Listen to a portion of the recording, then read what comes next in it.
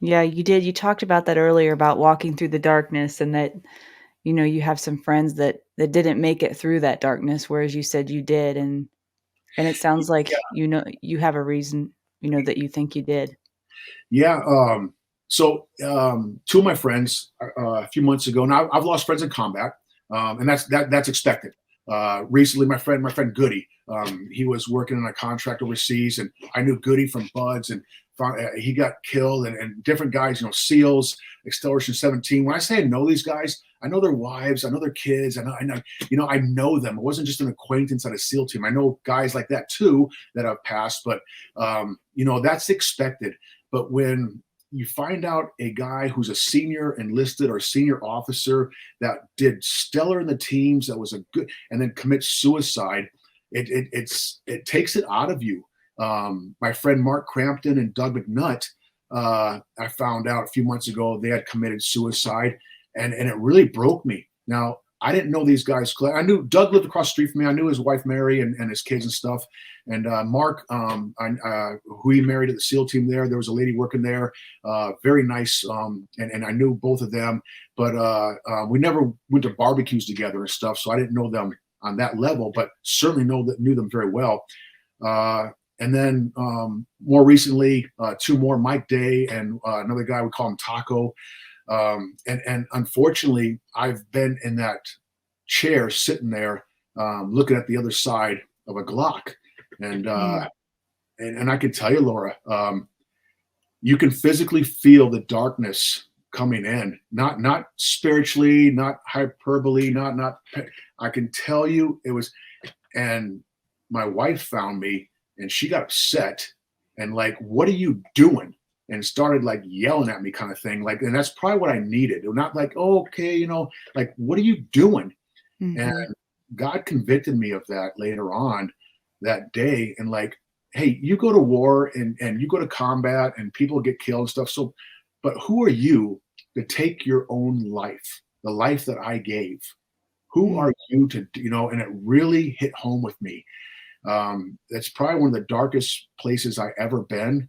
And I was giving up on life. I was done with the battle. I was done with the problems I had with my marriage, with things going through. I have one of our children. She's a female in the military, and she's married to another lady. And we raised our kids in a Christian home, and things. I was done with the world, Laura. I was Mm. done. And I told my wife, I just want to go home. And she goes, we'll send you back home to Hawaii. I'm like, no, I want to go home, like to the Lord. Like, I'm just done.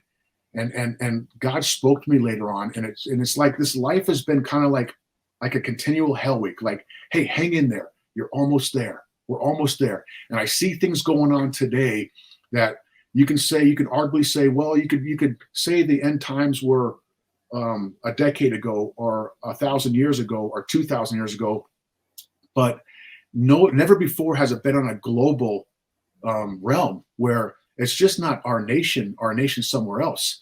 You have a global push for this one world religion, currency, the wokeism, the hey, we're going backwards. Hey, your value is your skin color, not your character. It's just when I used to do a lot of jujitsu. I told you, loved it. On the wall there, and any saying from Confucius or Buddha or whatever, those aren't from those guys. You get them from the Bible, and that's what you can see it. Like, no, that comes from the Bible. But one of the sayings that his name is Frank Cucci, great SEAL, God-fearing man, one of my mentors as well. And I love Frank because as a man and a SEAL, if I had a problem with him, he could we weren't gonna get fired unless you were really stupid, but you could hey, let's take it out on the mat. And I appreciate that, And then Frank had told me one time, he says, don't mistake kindness for weakness. And he had this Mm. saying on his wall. He said, be careful of your thoughts because your thoughts become words. Be careful of your words become actions, and your actions show your character. And that was on his dojo wall. That's biblical. It talks about the birth of sin, and I forget where it's at in the Bible, but when temptation, when you entertain that, and then you birth out of that sin.